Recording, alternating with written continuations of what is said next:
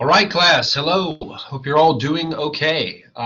We are moving into the comedy section of the theater unit. We will have done one tragedy, that's the tragical history of Dr. Faustus, and the comedy, which we're beginning now, which is William Shakespeare's Midsummer Night's Dream.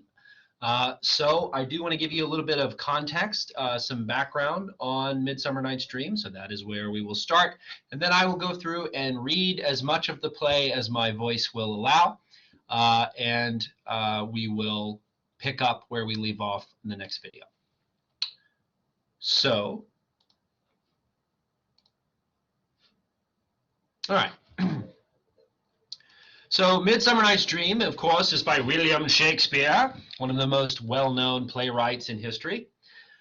It was written around 1595, 96, thereabouts, and it is a comedy. So if you'll think back to some of my notes about comedy and tragedy, comedy means happy ending.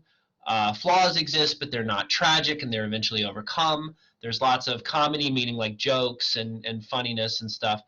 There are happy events such as weddings, and they are generally more of a social critique instead of a critique of a specific individual. So whereas the tragedy will have an individual that has a tragic flaw, the comedy will involve more of a sort of examination of the flaws of society, right? The themes of love and matchmaking are usually common in comedies. There's lots of humor, that sort of thing. And so it fits all of those stipulations. The setting is in Athens, which we know is in ancient Greece, mostly in a forest, but also in the city as well, certain parts of it. Think about what a forest might imply, sort of wild space, a liminal space, a place between worlds and stuff like that. We are preparing for a wedding, specifically the wedding of Theseus, the king of Athens, and Hippolyta, the queen of the Amazons. So that's sort of the sort of context of what's going on at the start of the play. We're getting ready for a wedding, and it's going to be a hell of a party, right? Then we have the world of the fairies and the world of the humans. So there are two overlapping worlds in this play. One is a world of magic, the world of the fairies and the fairy people and stuff. And the other one is a world of that's more mundane, it's more basic, right? And that's the world of the human beings. But they overlap a little bit. They don't exist independently of one another completely. And the magical world in particular affects the human world, sometimes by accident, right? So that's an interesting concept. Another theme of the play is the theme of dreams versus reality. This play likes to blur the lines between dreams and reality, the real and unreal, magic and the mundane. And in this way, the play asks us to stop and ask the question, what is real, right? Is this even real? Is this real life? Shakespeare was almost like a proto-existentialist in this way. Hamlet, the play Hamlet, is very much like that too, asking what is real, what is life, what is purpose, that kind of thing. The play is also carnivalesque, meaning a carnival, we have all been to a carnival, or a masquerade or something like that. It's like a festival, a party. There are the themes of revelry and sort of partying and that kind of thing. And that, if you'll recall, that's a huge part of the tradition of theater, because theater was in ancient Greece under the care of the god Dionysus, who is known in Rome as Bacchus, and he's the god of wine, revelry, and stuff like that. So that, I think, is an interesting point that we need to bring up. There are several subplots in the play. The first revolves around the four Athenian lovers, that is Hermia, Helena, Lysander, and Demetrius.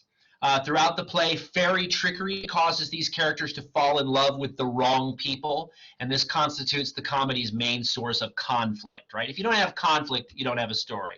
But the conflict in comedies tends to be much more tame than that of a tragedy. The second subplot involves the players or the actors.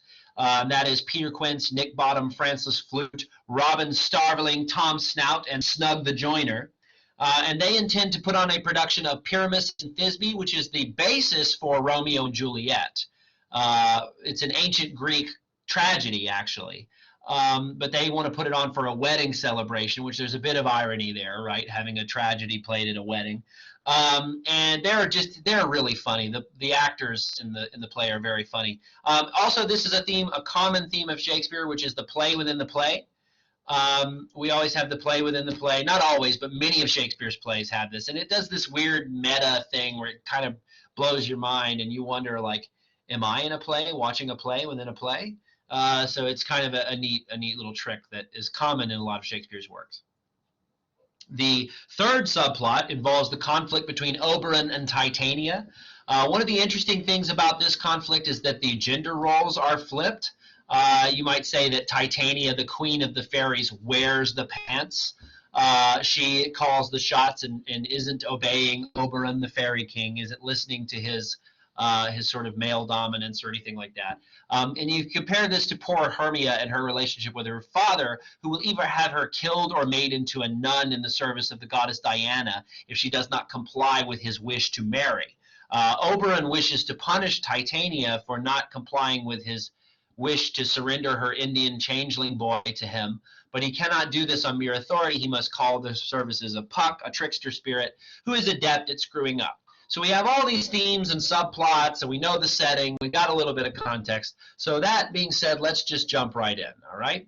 And I will read as much of this as I can tolerate today. I think it says we're supposed to get through Act 3, Scene 1, and we will try to do that. But my voice has been given out here recently, so we'll see. We'll see what we can do. All right.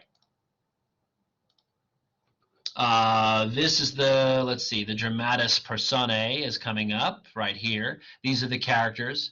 We've got Hermia, Lysander, Helena, and Demetrius. Those are the four lovers. We've got Theseus, the Duke of Athens, Hippolyta, the Queen of the Amazons, Aegeus, the father to Hermia, Philostrate, the master of revels to Theseus. That means like he's the party man. He's the one that makes the parties. Nick Bottom, who is one of the actors. He's a weaver. Peter Quince, who is a carpenter. Francis Flute, who is a bellows mender. Tom Snout, who is a tinker, Snug, who is a joiner, and Robin Starveling, who is a tailor. Then we have Oberon, the king of the fairies, Titania, the queen of the fairies, Robin the Goodfellow, also known as Puck, or referred to as a hobgoblin. He is a trickster spirit who is in service to Oberon, the king of the fairies. We have another fairy, a random fairy who is named, who's in service to Titania.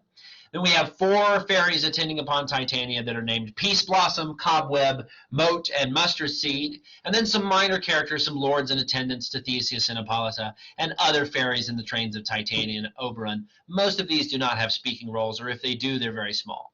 Okay. Act 1, Scene 1. All right, we start with Theseus. Now, fair Hippolyta, our nuptial hour draws on apace. 4 happy days bring in another moon, but oh, methinks how slow this old moon wanes. She lingers my desires like a stepdame or a dowager, long withering out a young man's revenue. So they're talking about their wedding. That's what they mean, the nuptial hours. Like, I can't wait for our wedding to get here.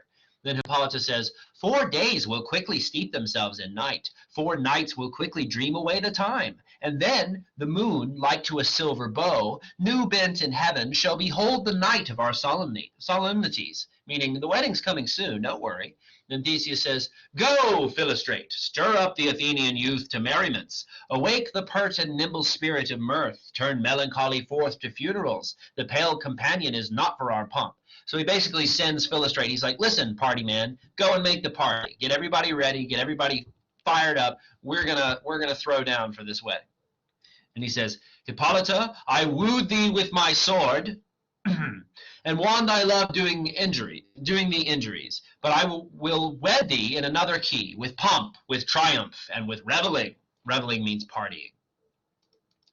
Then here comes Aegeus and his daughter Hermia, and Lysander and Demetrius. Aegeus says, Happy be Theseus, our renowned duke. Theseus says, Thanks, good Aegeus. What is the news with thee? Full of vexation come I, and with complaint against my child, my daughter Hermia. Stand forth, Demetrius. My noble lord, this man hath my consent to marry her.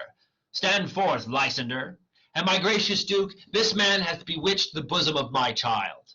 Thou, Lysander, hast given her rhymes and interchanged love tokens with my child. Thou hast by moonlight at her window sung with feigning voice verses of feigning love, and stolen the impression of her fantasy with bracelets of thy hair, rings, gauds, conceits, knacks, trifles, nosegays, sweetmeats, Messengers of strong prevailment and unhardened youth, with cunning hast thou filched my daughter's heart, turned her obedience, which is due to me, to stubborn harshness. And, my gracious Duke, be it so she will not be here before your grace, consent to marry with Demetrius. I beg in an ancient privilege of Athens, as she is mine, I may dispose of her, which shall be either to this gentleman or to her death, according to our law, immediately provided in that case. So Aegeus, who wins the award for Dad of the Year, is mad because his daughter refuses to marry the man, Demetrius, that he has chosen for her. Instead, she is in love with Lysander, and they've been having kind of a thing on the side. They've been trading trinkets with each other and love poems and stuff like that.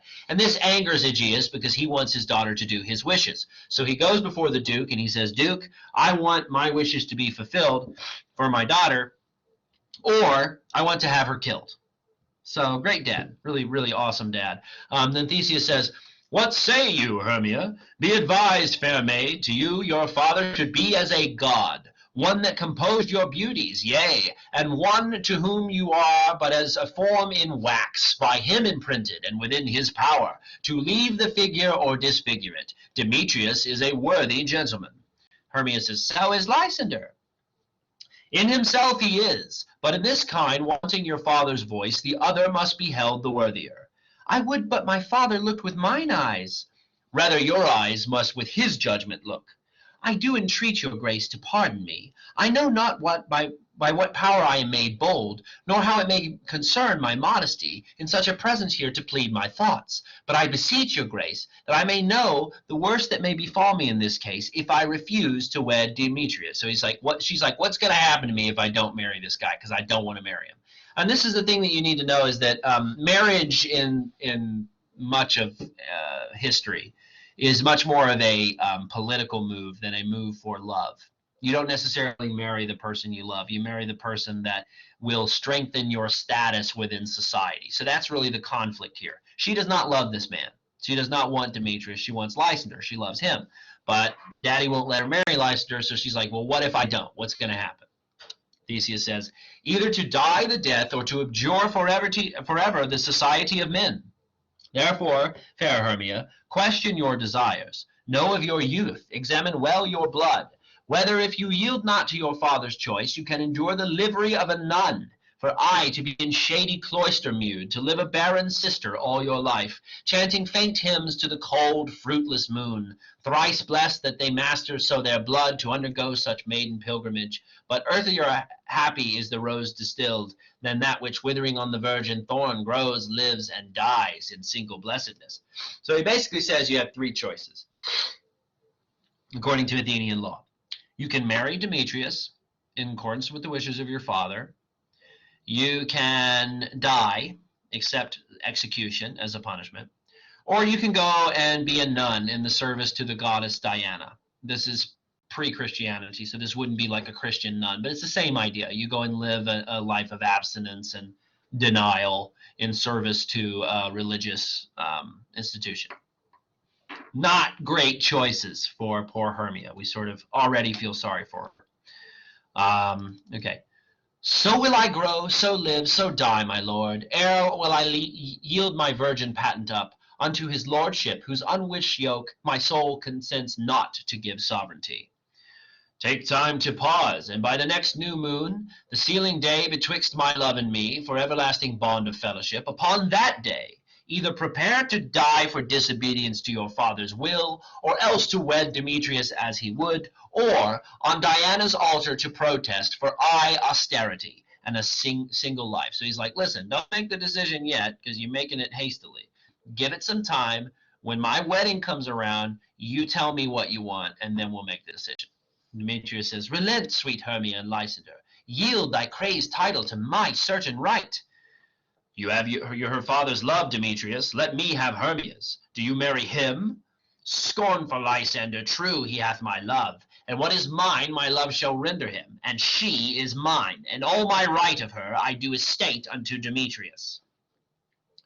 Lysander says to Theseus, I am, my lord, as well derived as he, as well possessed. My love is more than his. My fortunes every way as fairly ranked, if not with vantage as Demetrius's. And, which is more than all these boasts can be, I am beloved of the beauteous Hermia. Why should I not then prosecute my right? Demetrius, I'll avouch it to his head, made love to Nadar's daughter, Helena, and won her soul, and she, sweet lady, devoutly dotes in idolatry upon this spotted and inconsistent man. He's like, what? Listen, she loves me. She doesn't love him. I'm just as rich, just as charming. And he's got this other girl, Helena, who's like waiting on his every whim. Why don't we just have him marry her and me marry Hermia, and we'll call it a day? Theseus says, I must confess that I have heard so much, and with Demetrius thought to have spoke thereof. But, being overfull of self-affairs, my mind did lose it. But, Demetrius, come, and come, Aegeus, you shall go with me. I have some private schooling for you both. For you, fair Hermia, look you arm yourself to fit your fancies to your father's will, or else the law of Athens yields you up, which by no means we may extenuate, the death or vow of a single life. Come, my Hippolyta. What cheer, my love? Demetrius and Aegeus, go along. I must employ you in some business against our nuptial, and confer with you of something nearly that concerns yourselves. With duty and desire we follow you. All but Hermia and Lysander exit. And Lysander says, How now, my love? Why is your cheek so pale? How chance the roses there do fade so fast? Belike for want of rain, which I could well beteem them from the tempest of mine eyes. Ay me, for aught that I could ever read, could ever hear by tale or history, the course of true love never did run smooth, but either it was different in blood. O cross, too high to be enthralled too low, or else to be misgraft in respect of years. O spite, too old to be engaged too young, or else it stood upon the choice of friends. O hell, to choose love by another's eyes! Or, if there were a sympathy in choice, war, death, or sickness lay siege to it, making it momentary as a sound, swift as a shadow, short as any dream, brief as the lightning in the collied night, then in a spleen unfolds both heaven and earth, and ere a man hath power to say, Behold, the jaws of darkness do devour it up, so quick bright things come to confusion. If, then, true lovers have ever been crossed, it stands as an edict in destiny. Then let us teach our trial patience, because it is a customary cross, as due to love as thoughts and dreams and sighs, wishes and tears, poor fancies follow. So here they're lamenting about how, like, and this is tough to get people in the modern time to understand, because today people marry for love. Today, the idea is that you're going to marry the person that you're most compatible with, so that the marriage is successful and yada yada yada. In the old days, it wasn't like that. You could love someone else, and then your father's like, yeah, sorry, you can't be with him. You're going to marry Jeff. And Jeff is some dweeb that you don't like, right? So they're lamenting, like, this is the pain that love must go through. Love cannot actualize itself. It must it's beholden to these social expectations, and it's a bummer, man. That's what they're basically saying. Then Lysander says, a good persuasion. Therefore, hear me, Hermia. I have a aunt, a dowager, of great revenue, and she hath no child. From Athens is her house remote 7 leagues, and she respects me as her only son. There, gentle Hermia, may I marry thee, and to that place the sharp Athenian law cannot pursue us. If thou lovest me, then steal forth thy father's house tomorrow night, and in the wood a league without the town, where I did meet thee once with Helena to do observance of the morn of May, there will I stay for thee. And then Hermia says, my good Lysander, I swear to thee by Cupid's strongest bow, by his best arrow with the golden head, by the simplicity of Venus's doves, by that which Nidus souls and Prosperous loves, and by that fire which burned the Carthage queen when the false Trojan under sail was seen, by all the vows that ever men have broke, in number more than ever women spoke, in the same place thou hast appointed me, tomorrow, truly, will I meet with thee. Lysander says, keep promise, love. Look, here comes Helena. So they have decided in private that they're not going to do any of this. They're going to run away. They're going to run away together and go live with his rich aunt, and they're not going to think about any of this stuff anymore. Okay, so then Hermia says, Godspeed, fair Helena, whither away? Helena says, Call you me fair? That fair again unsay. Demetrius loves your fair. O happy fair! Your eyes are lodestars, and your tongue's sweet air more tunable than lark to shepherd's ear. When wheat is green, when hawthorn buds appear, sickness is catching. Oh, were favor so, yours would I catch, fair Hermia, ere I go. My ear should catch your voice, my eye your eye. My tongue should catch your tongue's sweet melody. Were the world mine, Demetrius being baited, the rest I'd give to be give to be to you translated. Oh, teach me how you look and with what art you sway the motion of Demetrius's heart. She's very jealous of Hermia. She's like, I wish I was you. I wish I had your voice, your looks, everything, because then I would have the man I want, and you could marry Lysander. Hermia says, I frown upon him, yet he loves me still. Oh, that your frowns would teach my smiles such skill. I give him curses, yet he gives me love. Oh, that my prayers could such affection move.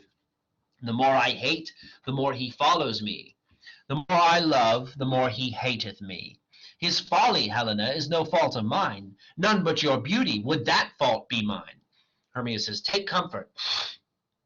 He shall no more see my face. Lysander and myself will flee this place. Before the time I did Lysander see, seemed Athens as a paradise to me. Oh, then what graces in my love do dwell, that he hath turned a heaven unto hell. She's like, I used to love this place. I don't even want to be here anymore because I can't be with the man I love, so I'm going to run away.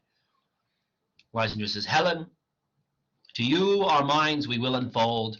Tomorrow night when Phoebe doth behold her silver visage in the watery glass, decking with liquid pearl the baited grass, the time that lovers' flights doth still conceal, through Athens' gate have we devised to steal. And in the wood, where often you and I, upon faint primrose beds, were wont to lie, emptying our bosoms of their counsel sweet, there my Lysander and myself shall meet, and thence from Athens turn away our eyes, to seek new friends and stranger companies. Farewell, sweet playfellow, pray thou for us, and good luck grant thee thy Demetrius. Okay. Keep word, Lysander. We must starve our sight from lovers' food till morrow deep midnight. I will, my Hermia. Helena, adieu. As you on him, Demetrius dote on you. So they're like, all right, we're going to go, get ready to leave, and good luck to you, Helena. I hope you get what you want. So then they exit. And Helena says, how happy some or others some can be. Through Athens I am thought as fair as she. But what of that? Demetrius thinks not so. He will not know what all but he do know. And as he errs, doting on Hermia's eyes, so I, admiring of his qualities, things base and vile holding no quantity, love can transpose to form and dignity. Love looks not with eyes, but with the mind, and therefore is winged Cupid painted blind. Nor hath love's mind of any judgment taste, wings and no eyes, figure unheedy haste, and therefore is love said to be a child, because in choice he is so oft beguiled, as waggish boys in games themselves forswear, so the boy love is perjured everywhere. For ere Demetrius look on Hermia's eyne, he hailed down oaths that he was only mine, and when this hail some heat from Hermia felt, so he dissolved, and showers of oaths did melt. I will go tell him of fair Hermia's flight, then to the wood will he tomorrow night pursue her, and for this intelligence if I have thanks, it is a dear expense, but herein mean I to enrich my pain, to have his sight thither and back again. She exits. So she's like, I'm going to go tell Demetrius that they're planning to run away, because then maybe he'll love me. I'm not sure how that logic works, but she's got problems. Okay. Scene 2. Enter Quince the carpenter, Snug the joiner, Bottom the weaver, Fluke the bellows mender, Snout the tinker, and Starveling the tailor. Is all our company here? You were best to call them generally man by man according to the script. Here is the scroll of every man's name, which is thought fit through all Athens to play our interlude before the Duke and the Duchess on his wedding day and at night. First, good Peter Quince, say what the play treats on, then read the names of the actors, and so grow to a point. Merry our play is, the most lamentable comedy, and the most cruel death of Pyramus and Thisbe. A very good piece of work, I assure you, and a merry. It's not. It's a terrible tragedy. The children die. So they're being funny here. This is a joke. They're like, yes, this is a wonderful, jovial play to put on at a wedding. It really isn't. Now, good Peter Quince, call forth your actors by the scroll. Masters, spread yourselves. Answer as I call you. Nick Bottom, the weaver. Ready? Name what part I am for, and proceed. You, Nick Bottom, are set down for Pyramus. What is Pyramus, a lover or a tyrant? A lover that kills himself most gallant for love. That will ask some tears in true performing of it. If I do it, let the audience look to their eyes. I will move storms. I will condole in some measure. To the rest, yet my chief humor is for a tyrant. I could play Ercles rarely, or a part to tear a cat in, to make all split. The raging rocks and shivering shocks shall break the locks of prison gates, and Phoebus' car shall shine from far, and make and mar the foolish fates. This was lofty. Now name the rest of the players. This is Ercles' vein, a tyrant's vein. A lover is more condoling. Francis Flute, the bellows mender. Here, Peter Quince. Flute, you must take Thisbe on you. What is Thisbe? A wandering knight? It is the lady that Pyramus must love. Nay, faith, let me not play a woman. I have a beard coming. Okay, that's funny because at this point in time, only men were allowed to be in the plays. So even the female parts would have been played by men. In the earliest productions of Romeo and Juliet, Juliet is played by a man. So Shakespeare's kind of making fun of that because it is, I mean, even at this point in time, there's some awareness that that's a little bit absurd, right? But nevertheless, it was the nature of the society. That's all one. You shall play it in a mask, and you shall speak as small as you will. And I may hide my face. Let me play Thisbe too. I'll speak in a monstrous little voice. Thisbe, Thisbe, ah, Pyramus, my lover dear, thy Thisbe dear and lady dear. I love the character Bottom. He's so funny. No, you must play Pyramus, and Flute, you Thisbe. Well, proceed. Robin Starveling, the tailor. Here, Peter Quince.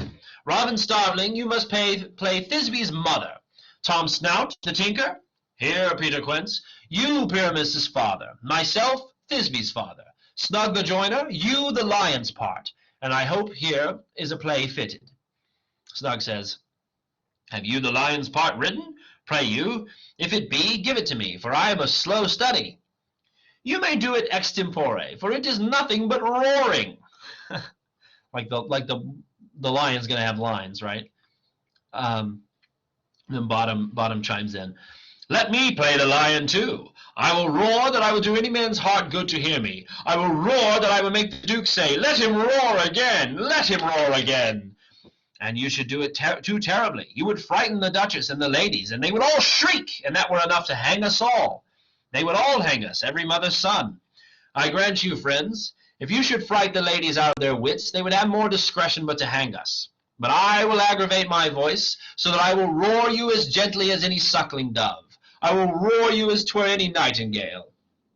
You can play no part but Pyramus, for Pyramus is a sweet-faced man, a proper man as one shall see in a summer's day, a most lovely, gentleman-like man. Therefore you must needs play Pyramus. Well, I will undertake it. What beard were I best to play it in? Why, what you will. I will discharge it in either your straw-colored beard, your orange tawny beard, your purple ingrain beard, or your French crown-color beard, your perfect yellow. Some of your French crowns have no hair at all, and then you will play barefaced. But, masters, here are your parts. He gives out the parts. And I am to entreat you, request you, and desire you to con them by tomorrow night, and meet me in the palace wood, a mile without the town, by moonlight. There will we rehearse. For if we meet in the city, we shall be dogged with company, and our devices known. In the meantime, I will draw a bill of property such as our play wants. I pray you, fail me not. We will meet, and there we may rehearse. Most obscenely and courageously. Take pains, be profit. Adieu. At the Duke's Oak we meet. Enough. Hold or cut bowstrings. All right, so they leave. Act 2. Scene 1. Enter a fairy at one door, and Robin the Goodfellow at another. How now, spirit, whither wander you? Over hill, over dale, thorough bush, thorough briar, over park, over pale, thorough flood, thorough fire. I do wander everywhere, swifter than the moon's sphere. And I serve the fairy queen, to do her orbs upon the green. The cowslips tall her pensioners be, in their gold coats spots you see. Those be rubies, fairy favors, in those freckles live their savors. I must go seek some dewdrops here, and hang a pearl in every cowslip's ear. Farewell, thou love of spirits, I'll be gone. Our queen and all her elves come here anon. The king doth keep his revels here tonight. Take heed, the queen come not within his sight. For Oberon is passing, fell in wrath, because that she and her attendant hath a lovely boy, stolen from an Indian king. She never had so sweet a changeling, and jealous Oberon would have the child, knight of his train, to trace the forest wild. But she perforce withholds the loved boy, crowns him with flowers, and makes him all her joy. And now they never meet in grove or green, by fountain clear or spangled starlight sheen. But they do swear that all their elves for fear creep into acorn cups and hide them there. So Puck here, Robin the Goodfellow, who is called Puck, he's also referred to as a hobgoblin. He is outlining the conflict between the king and queen of the fairies. They are fighting over the possession of a child from India, and they call the Indian boy the changeling. And they each want him for different reasons to be like part of their posse, basically, which is very strange, but it's nevertheless the source of conflict. Either I mistake your shape, and making quite, or else you are that shrewd and knavish sprite, called Robin the Goodfellow. Are you not he that frightens the maidens of the villagery, skim milk, and sometimes labor in the kern, and bootless makes the breathless housewives churn, and sometimes make the drink to bear no balm, misleads night wanderers, laughing at their harm? Those that hobgoblin call you, and sweet Puck, you do their work, and they shall have good luck. Are not you he? Thou speakest aright. I am that merry wanderer of the night. I jest to Oberon and make him smile, when I a fat and bean-fed horse beguile, neighing in likeness of a filly foal, and sometimes lurk I in a gossip's bowl, in very likeness of a roasted crab. And when she drinks, against her lips I bob, and on her withered dewlap pour the ale, the wisest aunt telling the saddest tale. Sometimes for 3 footstool mistaketh me. Then slip I from her bum, down topples she, and cries, Tailor, and Tailor cries, and falls in a cough. And then the whole choir hold their hips and laugh, and waxen in their mirth, and knees and swear. A merry hour was never wasted there. But room, fairy, here comes Oberon. So Pug basically identifies himself as a trickster spirit. He's a trickster. He likes to mess with people. He plays pranks on people. He does evil things just for fun. That's who he is. All right. And here, my mistress, were that he gone. So here come Oberon and Titania, the king and queen of the fairies. Ill met by moonlight, proud Titania. What, jealous Oberon? Fairies, skip hence. I have forsworn his bed and company. Tarry, rash wanton. Am not I thy lord?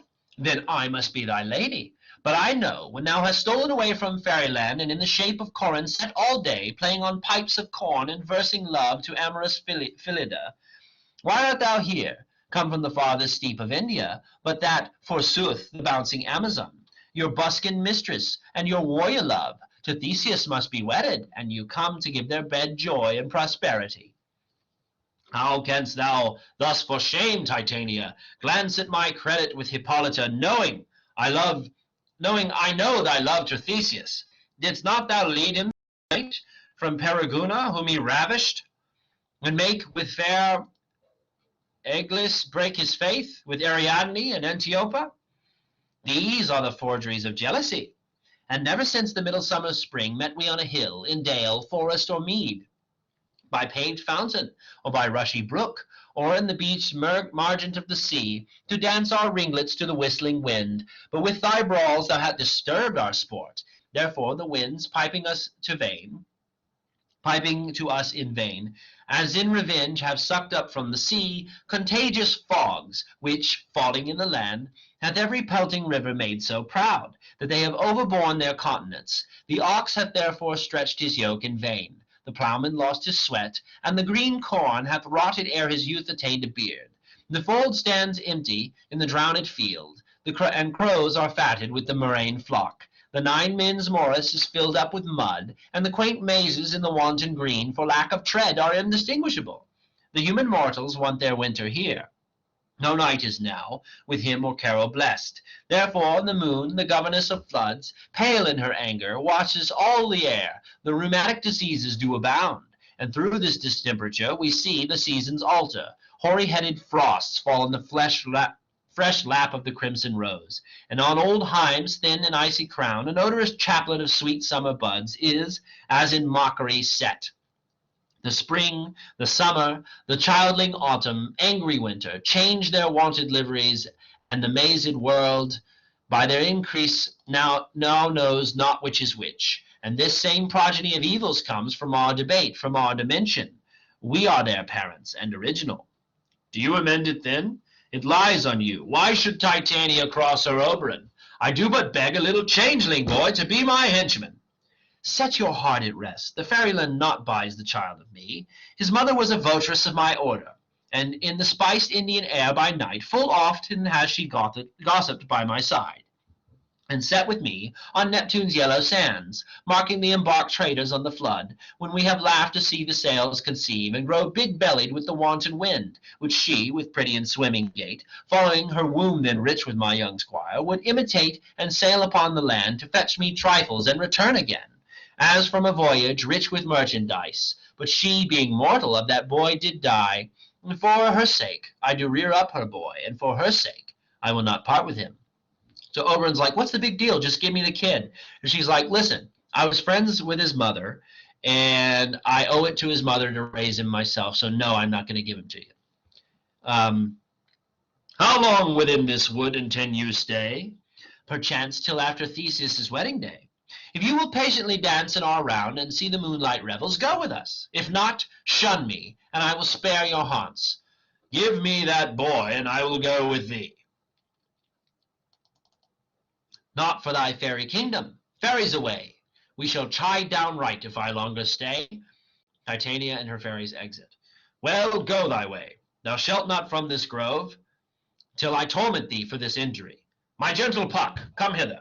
Thou rememberest, since once I set upon a promontory, and heard a mermaid on a dolphin's back, uttering such dulcet and harmonious breath, that the rude sea grew civil at her song. And certain stars shot madly from their spheres to hear the sea maid's music. I remember. That very time I saw, but thou couldst not, flying between the cold moon and the earth, Cupid, all enarmed. A certain aim he took at a fair vestal thrown by the west, and loosed his love shaft smartly from his bow, as it should pierce 100,000 hearts. But I might see the young Cupid's fiery shaft quenched in the chaste beams of the watery moon, and the imperial votress passed on in maiden meditation, fancy-free. Yet marked I where the bolt of Cupid fell. It fell upon a little western flower, before milk-white, now purple with love's wound, and maidens call it love in idleness. Fetch me that flower, the herb I showed thee once. The juice of it, in sleeping eyelids laid, will make man or woman madly dote upon the next live creature that it sees. Fetch me this herb, and I'll be here again, ere Leviathan can swim a league. So he says, yo, Puck, there's a flower that Cupid shot with his arrow. And if you find me this flower, we can squeeze the juice of the flower on somebody's eyelids, and it will make them fall in love with whoever they look at. So this is where the start of the problem is, right? Because Puck is going to go and find this flower. I'll put a girdle round about the earth in 40 minutes, he exits. Having once this juice, I'll watch Titania where she is asleep, and drop the liquor of it in her eyes. The next thing then she, waking, looks upon, be it on a lion, a bear, a wolf, or a bull, a meddling monkey, or on a busy ape, she shall pursue it with the soul of love. And ere I take this charm from off her sight, as I can take it with another herb, I'll make her render up her page to me. But who comes here? I am invisible and will overhear their conference. So his plan is to use this flower to get Titania to surrender uh, the Indian boy to him. That's the plan. We'll see how it works out. Also, worth noting, Puck is really good at screwing things up. So there's that. He's a trickster spirit. He can't help it, right? All right, enter Demetrius and Helena following him. I love thee not, therefore pursue me not. Where is Lysander and fair Hermia? The one I'll stay, the other stayeth me. Thou toldest me they were stolen unto this wood, and here am I, and wood within this wood, because I cannot meet my Hermia. Hence, get thee gone, and follow me no more. You draw me, you hard-hearted adamant, but yet you draw not iron, for my heart is true as steel. Leave you your power to draw, and I shall have no power to follow you. Do I entice you? Do I speak you fair? Or rather, do I not, in plainest truth, tell you that I do not, nor I cannot love you? And even for that, I do love thee more. So Hermia has got problems. She's way attached to this guy, and it's not really healthy. I am your spaniel, and Demetrius, the more you beat me, I will fawn on you. Use me but as your spaniel. Spurn me, strike me, neglect me, lose me. Only give me leave, unworthy as I am, to follow you. What worse a place can I beg in your love, and yet a place of high respect with me, than to be used as you use your dog? Yeah. Tempt not too much the hatred of my spirit, for I am sick when I do look on thee. Hell of a thing to say somebody has a crush on you. And I am sick when I do not look on you. You do impeach your modesty too much to leave the city and commit yourself into the hands of one that loves you not, to trust the opportunity of night and the ill counsel of a desert place with the rich worth of your virginity. Your virtue is my privilege, for it is not night when I do see your face. Therefore I think I am not in the night, nor doth this wood lack worlds of company, for you, in my respect, are all the world. Then how can it be said that I am alone, when all the world is here to look on me? I'll run from thee and hide me in the brakes, and leave thee to the mercy of wild beasts. The wildest hath not such a heart as you.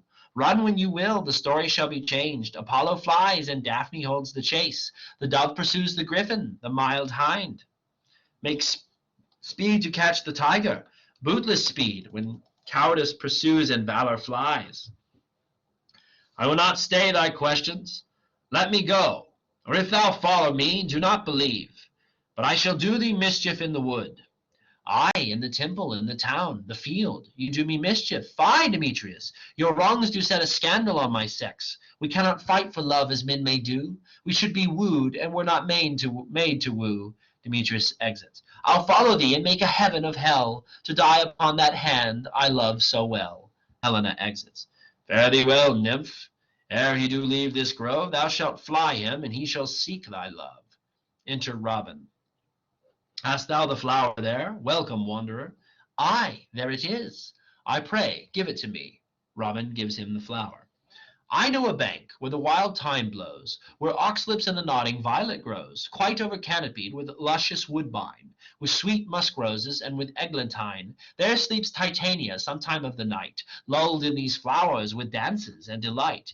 And there the snake throws her enamelled skin, weed wide enough to wrap a fairy in. And with the juice of this I'll streak her eyes, and make her full of hateful fantasies. Take thou some of it, and seek through this grove. A sweet Athenian lady is in love with a disdainful youth. Anoint his eyes, but do it when the next thing he espies may be the lady. Thou shalt know the man by the Athenian garments he hath on.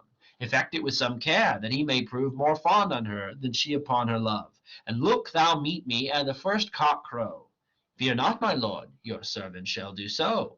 They exit. Enter Titania, queen of the fairies, with her train.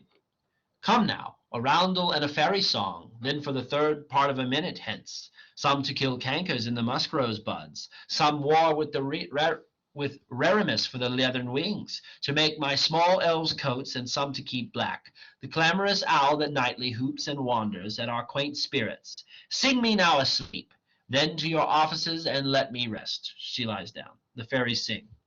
You spotted snakes with the tongue, thorny hedgehogs, be not seen. Newts and bindworms do not no wrong. Come not near our fairy queen. Philomel with melody, sing in our sweet lullaby. Lulla lulla lullaby, lulla lulla lullaby. Never harm, nor spell, nor charm, come our lovely lady nigh. So good night with lullaby. Weaving spiders, come not here. Hence, you long-legged spinners hence.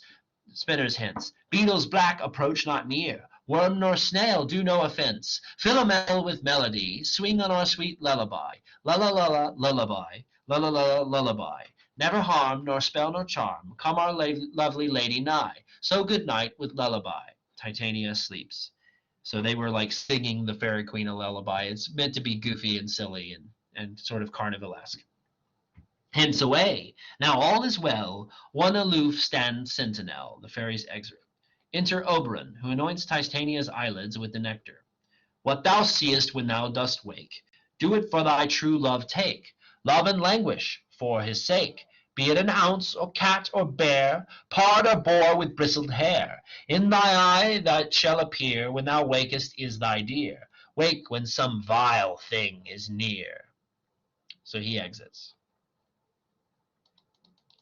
Fair love, you faint with wandering in the wood, and, to speak troth, I have forgot our way. We'll rest us, Hermia, if you think it good, and tarry for the comfort of the day. So they got lost in the woods. Easy to do. I got lost in the woods a couple weeks ago. It was a mess. Be it so, Lysander. Find you out of bed, for I upon this bank will rest my head. One turf shall serve as pillow for us both, one heart, one bed, two bosoms, and one troth. Nay, good Lysander, for my sake, my dear, lie further off yet, do not lie so near.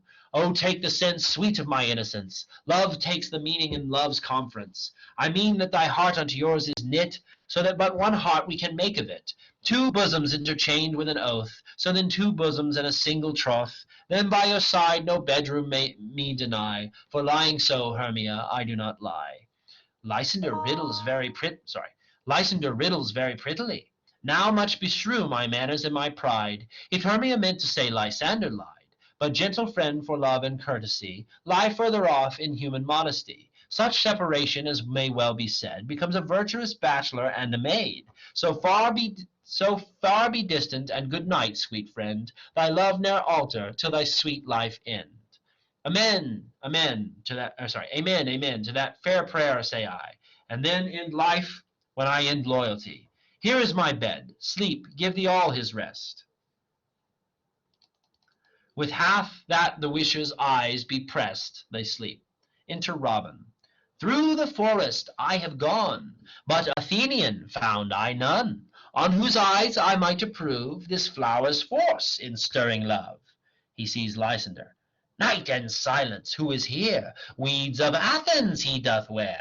This is he, my master said, despised the Athenian maid, and here the maiden sleeping sound on the dank and dirty ground. Pretty soul, she durst not lie near this lack love, this kill courtesy. Churl upon thine eyes I throw all the power this charm doth owe. So he has confused the two couples because his master did not give very specific instructions.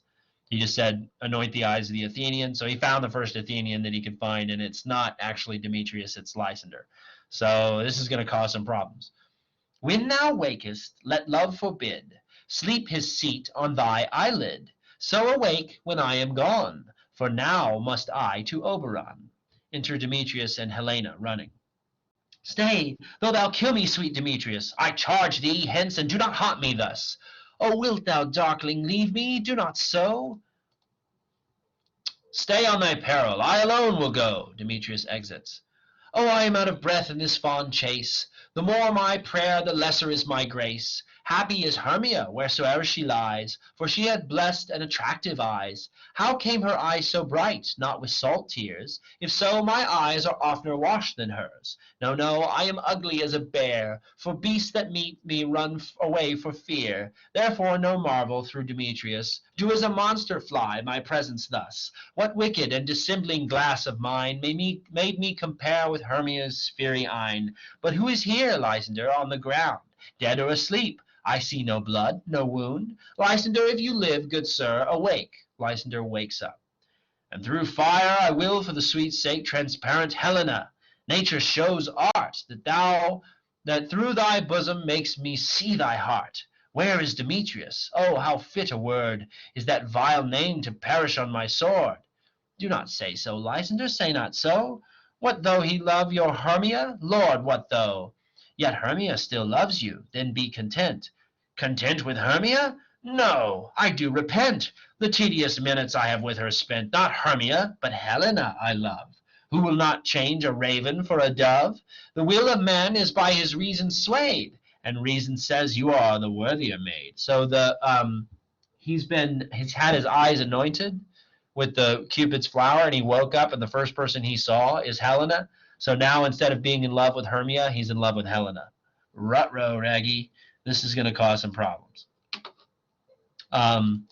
Things growing are not ripe until their season. So I being young till now ripe not to reason. And touching now the point of human skill, reason becomes the marshal to my will, and leads me to your eyes, where I o'erlook love's stories written in love's richest book.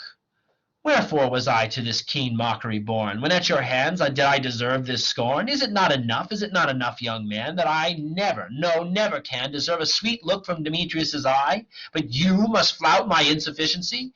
Good troth, you do me wrong, good sooth, you do, in such disdainful manner me to woo. But fare you well, perforce I must confess, I thought you lord of more true gentleness. Oh, that a lady of one man refuse should of another therefore be abused. She's like, I don't believe you. You're just toying with me. This isn't funny. I'm leaving. And he's like, no, wait, I really love you. She sees not Hermia. Hermia, sleep thou there, and never mayest thou come Lysander near. For as a surfeit of the sweetest things, the deepest loathing to the stomach brings, or as heresies that men do leave, and hated most of those they did deceive.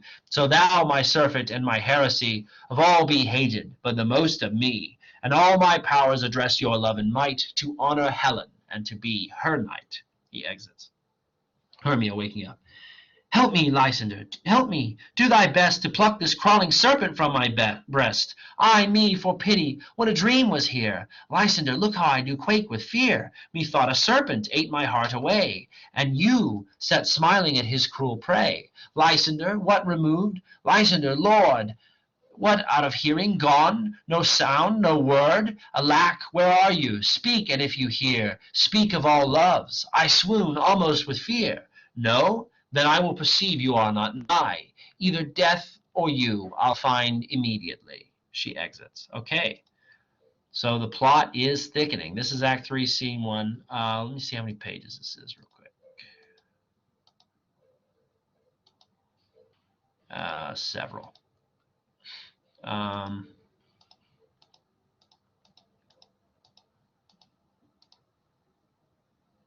Okay, we'll do it. With Titania still asleep on stage, into the clowns. Bottom, Quince, Snout, Starveling, Snug, and Flute. Bottom says, are we all met? Pat, pat, and here's a marvelous convenient place for our rehearsal. This green plot shall be our stage, this hawthorn brake our tiring house, and we will do it in action as we will do it before the Duke. Peter Quince, what sayest thou, bully Bottom? These are the things... there are things in this comedy of Pyramus and Thisbe that will never please. First, Pyramus must draw a sword to kill himself, which the ladies cannot abide. How answer you that? Firelock and a perilous fear. I believe we must leave the killing out when all is done. Not a whit. I have a device to make it all well. Write me a prologue, and let the prologue seem to say that we do no harm with our swords, and that Pyramus is not killed indeed. And, for the more better assurance, tell them that I, Pyramus, am not Pyramus, but Bottom the Weaver. This will put them out of fear. So this is a joke about the willing suspension of disbelief. It's like, what if they actually believe that I'm dead? But of course they wouldn't. But it's a joke. Quinn says, well, we will have such a prologue, and it shall be written in 8 and 6. No, make it 2 more. Let it be written in 8 and 8. Will not the ladies be afeard of the lion? I fear it, I promise you. Masters, you ought to consider with yourself to bring in, God shield us, a lion among ladies is a most dreadful thing. For there is not a more fearful wildfowl than your lion living, and we ought look to it. Therefore, another prologue must tell that he is not actually a lion. Nay, you must name his name, and half of his face may be seen through the lion's neck, and he himself must speak through, saying thus, or with the same defect, ladies, or fair ladies, I would wish you, I would request you, I would entreat you not to fear, not to tremble, my life for yours. If you think I come hither as a lion, it were pity of my life. No, I am no such thing. I am a man as other men are, and there indeed let him name his name, and we will plainly see that he is Snug the Joiner. Well, it shall be so, but there is 2 hard things. that is, to bring the moonlight into a chamber. For you know Pyramus and Thisbe met by the moonlight. Doth the moon shine that night we play our play? A calendar, a calendar! Look at the almanac. Find out moonshine. Find out moonshine. Quince takes out a book. Yes, it doth shine that night. Why, then, you may leave a casement to the great chamber window where we play open, and the moon may shine in the casement. Aye, or else one must come in with a bush of thorns and a lantern, and say he comes to disfigure it, or to present the person of moonshine. Then there is another thing. We must have a wall in that great chamber, for Pyramus and Thisbe says the story did talk through the clink of a wall. You can never bring in a wall. What say you, Bottom? Some man or other must be present, must present wall, and let him have some plaster or some loam or some rough cast about him to signify wall, or let him hold his fingers thus, and through the cranny shall Pyramus and Thisbe whisper. So they're joking because it's actually in Pyramus and Thisbe that the wall and the moon are actors, like people in costume. If that may be, then all is well. Come, sit down, every mother's son, and rehearse your parts. Pyramus, you begin. When you have spoken your speech, enter into that break, and so everyone according to his cue. Enter Robin, invisible to those on stage. What hempen homespuns have we swaggering here, so near the cradle of the fairy queen? What, a play towards? I'll be an auditor, an actor too, perhaps, if I see cause. Speak, Pyramus. Thisbe, stand forth. Bottom as Pyramus. Thisbe, the flowers of odious savour sweet. Odors, odors. Odors, savour sweet, so hath thy breast, my dearest Thisbe dear. But hark, a voice. Stay thou but a while, here a while, and by I will to thee appear. He exits. A stranger Pyramus than ever played here. He exits. Must I speak now? Aye, marry, must you? For you must understand he goes on but to see a noise he's heard, and to come in again. Most radiant Pyramus, as Thisbe, most radiant Pyramus, most lily-white of hue, of colour like the red rose on triumphant briar, most brisky juvenile, and eke most lovely Jew, as truest horse, that yet would never tire. I'll meet thee, Pyramus, at Ninny's tomb. Nina's tomb, man. Why must you not speak that yet? That you answer to Pyramus. You speak all of your parts at once, cues and all. Pyramus, enter. Your cue is past. It is never tire. Oh! As true as true voice that would never tire. Enter Robin as Bottom as Pyramus with the ass's head. Bottom as Pyramus. If I were fair Thisbe, I were only thine. Oh, monstrous, oh, strange, we are haunted. Pray, masters, fly, masters, help. Quince, flute, snout, stug, and starveling exit. I'll follow you.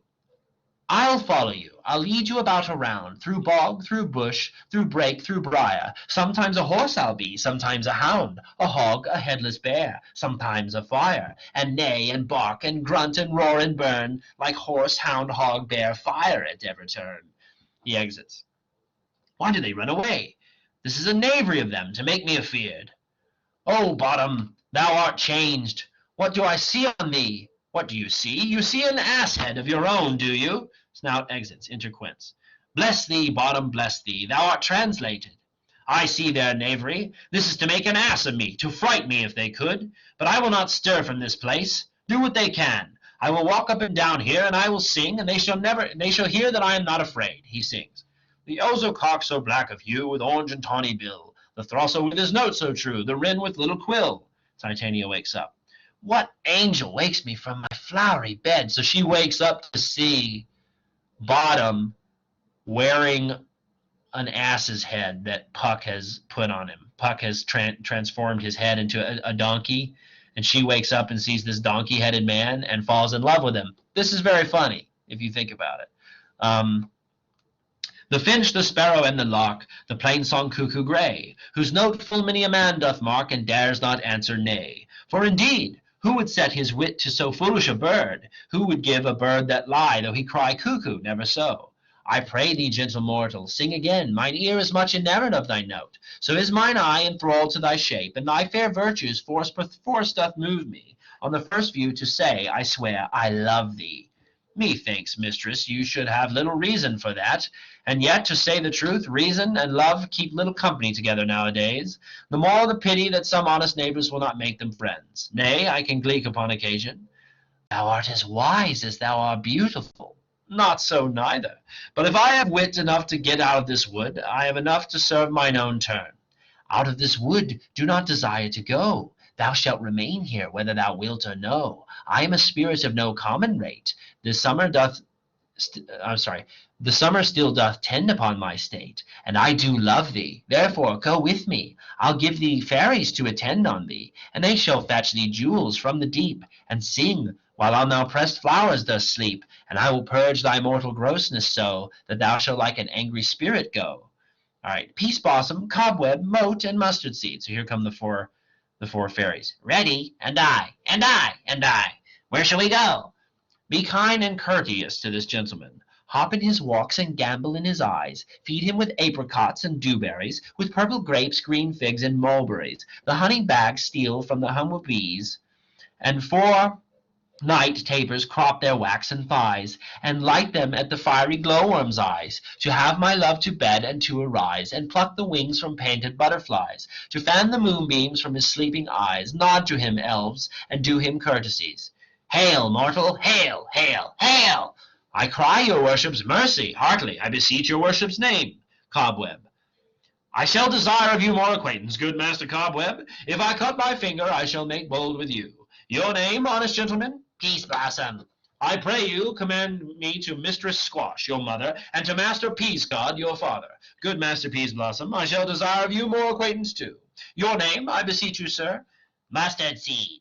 Good Master Mustard Seed, I know your patience well. That same cowardly giant ox beef hath devoured many a gentleman of your house. I promise you, your kindred hath made my eyes water now. I desire of you more acquaintance, good Master Mustard Seed. Come, wait upon them. Lead him to my bower. The moon, methinks, look with a watery eye, and when she weeps, weeps every little flower, lamenting in some enforced chastity. Tie up thy lover's tongue, bring him silently. All right, and that's scene 2. We're going to stop there. I will finish up the play in the next video. I hope that you're at least enjoying it a little bit. We got a lot of kind of comedy going on, some goofy things. The Queen of the Fairies has fallen in love with a foolish actor with a donkey's head, and she has given him fairy servants to wait upon him, and there's going to be all kinds of things. Also, our lovers have been sort of bewitched by the magic flower, and they love the wrong people. How is this going to get resolved? What's going to happen? Who knows? You'll have to stay tuned to figure it out. So please email me with any questions, and have a lovely week.